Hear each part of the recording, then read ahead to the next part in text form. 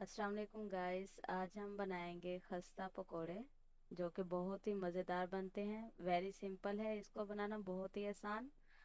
चलिए वीडियो को स्टार्ट करते हैं। सबसे पहले मैंने जो है 2 मीडियम साइज़ के आलू लिए हैं जिनको मैंने काट लिया है। कुछ स्पाइसेस हैं साथ में जिनमें नमक है 1 चम्मच, धनिया है साबुत और धनिया पाउडर है और लाल मिर्च है। साथ में मैंने प्याज, हरी मिर्च और धनिया लिया है। और साथ ही मैंने जो है 3 टेबल स्पून दही, ये थोड़ा सा आटा जो गंदम का है और ये बेसन 1 कप हमने लिया है। अब जो है हम इसमें ऐड कर देंगे। सबसे पहले ये प्याज वगैरह ऐड करेंगे। साथ ही हम इसके जो है स्पाइसेस ऐड करेंगे।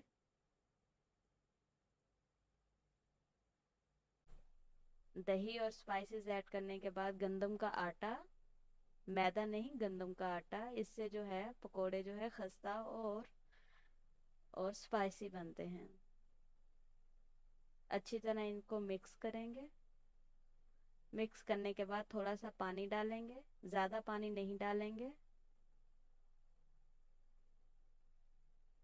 अच्छी तरह मिक्स कर लेंगे इनको।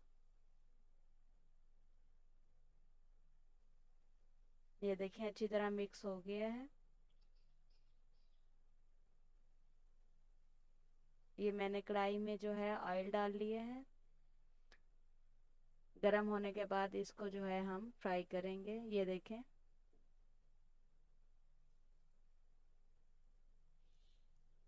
चम्मच की मदद से हम जो है इसमें डाल देंगे, या हाथ की मदद से भी आप डाल सकते हैं। मैं जो है चम्मच ही यूज़ करती हूँ।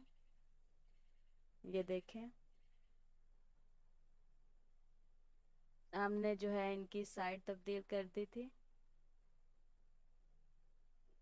गोल्डन कलर होने तक हम जो है इनको फ्राई करेंगे। ये देखें हमारे जो है दोनों साइड से गोल्डन सा कलर आ गया है। अब जो है इनको बाहर निकाल लेंगे और बाकी का जो मटेरियल है उसको भी जो है हम फ्राई कर लेंगे।